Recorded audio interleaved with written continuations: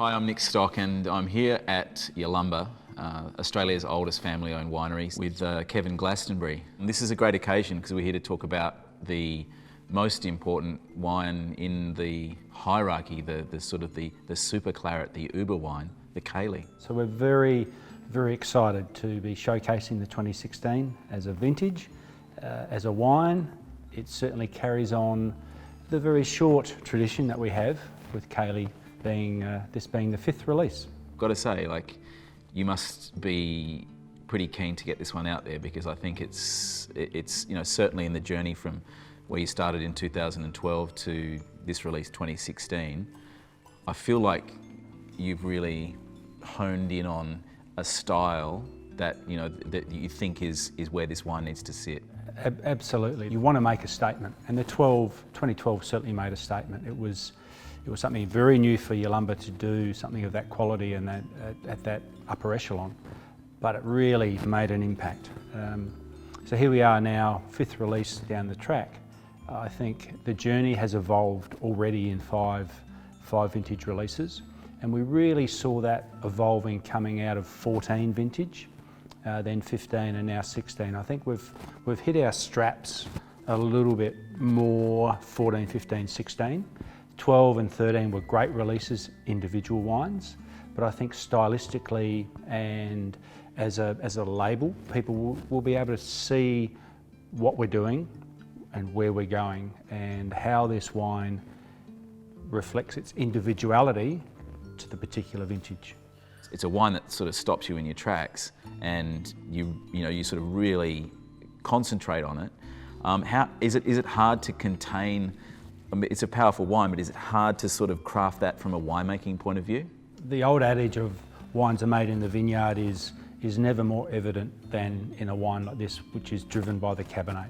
So the amount of work that we do in the vineyard to get the balance of the grapes on that vine correct, there's a lot of work that's done, and I think that's the hard work, and then picking it, or the harvest time and the winemaker being me, that decision to pick on a certain day is critical. And I think what we're looking for is that balance between absolute evolution of fruit, but enough depth and potential alcohol as a final wine that it sits in a wine like this. So getting that right in the vineyard is so important. You've got your Cabernet parcel. Do you then sort of look around, here in the Barossa and say, all right, there's potentially these Shiraz parcels are things that I have earmarked? The main Shiraz that we want to look at is a 1901 planted Shiraz. That's always been one of our top 2 or 3 Shirazes, and it suits being blended with Cabernet more so than it suits being a wine for Yalumba the Octavius, because it is so streamlined. Even at 14.5% of alcohol, it doesn't fill the mouth too much.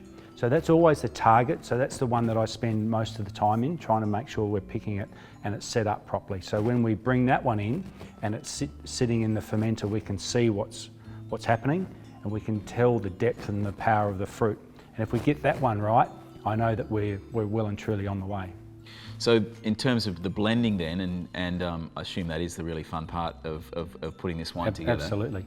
So you're looking to slot some Shiraz in that kind of used a word streamlined, so something that really just sits almost invisibly inside the Cabernet and really builds the wine from inside, so it's kind of felt but not seen, or something like that. If we go back to the 2013 vintage, which was 55 Coonawarra Cabernet and 45 Barossa Shiraz, and that's really the outlier from a percentage point of view, but the vintage drove us to use more Barossa Shiraz. But when you taste the wine, it doesn't taste like 45% Barossa Shiraz because of the vintage. The vintage was warm, it was dry, we had small crops, small bunches, small berries, lots of concentration and tannin, and we needed to use more Shiraz to even expand that palate.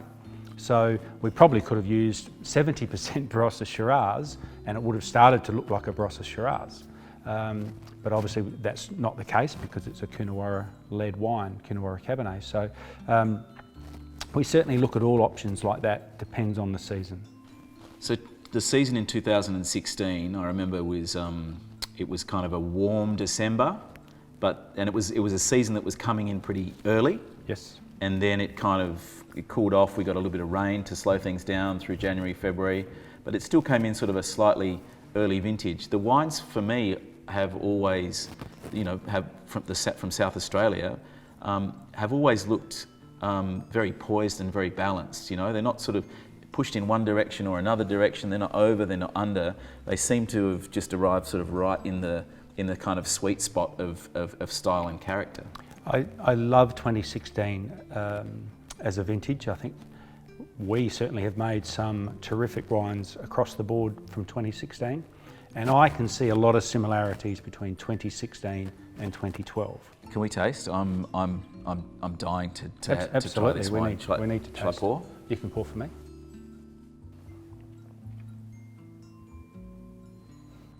Is it hard to get a wine that balanced?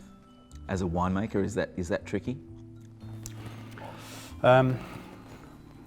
This is where I've got to downplay the role a little bit, I think. It's the vineyard. It's that the we're gonna tell vineyard. us? Okay.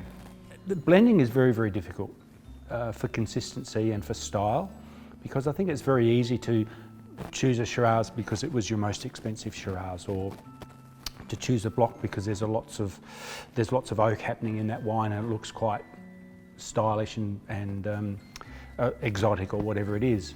But I think you've got to look past that and look at what you're blending now to achieve down the track. And we blend this wine in about November of current year.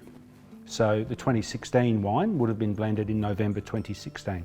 I like to blend and then allow that settling time, that maturation, that harmony developing, and then it becomes a wine under its own right for when it is bottled. So I think that's the second step. First step is getting the right parcels together. I find this 2016 fascinating because it's powerful, it's elegant, and it's kind of eloquent.